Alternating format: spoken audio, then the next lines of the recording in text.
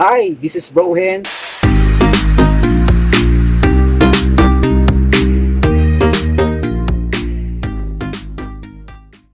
At welcome po sa ating pong panibagong tutorial na kung saan ang Android phone mo o ang mobile phone mo ay pwedeng maging webcam. Kailangan mo lang gamitin ng iyong imahinasyon. Punta na po tayo sa ating pong computer screen para po mapagpatuloy po natin ang ating pong tutorial.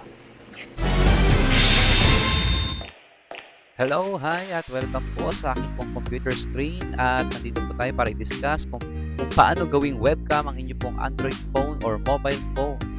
So first step at unang reminder, dapat meron po kayong Wi-Fi.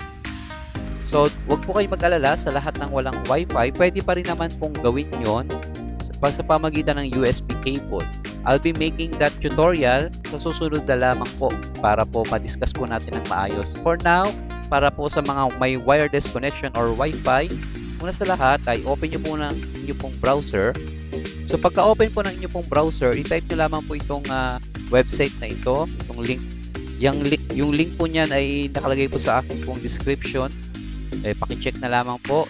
Ito isop.com/ibcam. Gagawin po nating webcam ang inyong Android phone sa pamagitan po ni ibcam. I-download po natin siya sa atin pong laptop o sa inyong pong desktop computer.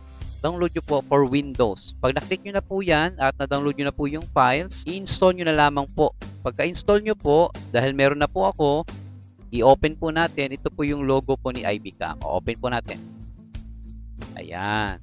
Ipapakita ko po sa inyo sa akin pong computer screen yung akin pong Android phone. So, i-connect po natin. Ayan po, nakikita nyo po yung aking phone. Ngayon po naman ay punta po kayo sa Play Store. Ayan, pagkapunta nyo po sa Play Store ay i-type nyo lamang po yung salitang ibcam. Ayan, okay. Ito po yung IB webcam. ibcam webcam. Ayan, i-click po natin yan, kapatid. Dahil ako'y meron na, i-open ko na lang po yan. Pero para po sa inyo, ay install nyo po yan. At pagka-open nyo po, ganyan po ang kalalabasan.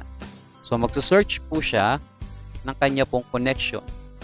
O, nakita nyo po yung akin pong desktop. So, i-click ko lamang po yung play. Ayan. So, pag na-play na, ayan, makikita nyo po ako. So, paano nyo malalaman na ako talaga ay nakikita doon sa aking laptop? Okay, minimize po natin. Ayan, nakikita nyo po yung double screen at nasa ibabaw po ng table ko yung mobile phone, ganyan po yung angulo. So, kung ano po yung naka-capture nitong mobile phone ko ay yun po yung isasend niyang message na video doon po sa inyo pong laptop. So, naging camera nyo na po siya. Gusto nyo pong malaman? Ayan. So, dito po sa baba, makikita nyo po yung akin pong laptop camera. At itong umaanggulo ko pong ito na ginagalaw-galaw ko. Cellphone ko po yan, believe it or not. Okay? Ayan, umaanggulo. So, anggulo. Alright. So, okay na. So, na-connect nyo na po ang inyong pong Android phone at naging webcam na po siya. Magagamit nyo po ito kapag kayo po ay nagla-livestream, kapag kayo po ay nasa Zoom meeting. So, makikita nyo po, dalawa po yung camera ko ngayon, no? So, itong sa mobile phone po ninyo, pwede nyo pong i-flip from front camera to rear camera.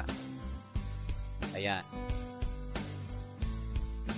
So, makikita nyo po yan po yung aking pong laptop.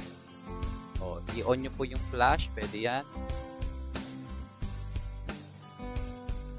Okay, balik po natin. Yan. So, yan po ang ating po tutorial about making your Android phone into your Android phone into a webcam. Diba? Galing. Okay. So, may pang live stream na po kayo. Kung meron po kayong camera sa inyo pong laptop, pwede pa kayong gumamit ng isa pa. So, ng extra. So, maraming salamat. Nawa po ay mabigyan nyo po ang video ito ng like, ng comment, At i-share nyo na rin po sa mga kilala nyo po mga live streamer. Subscribe mo na rin kung ikaw ay hindi pa nakasubscribe para po lagi kang updated. Hanggang sa muli, God bless you and count your blessings. Yun o. Ayun o.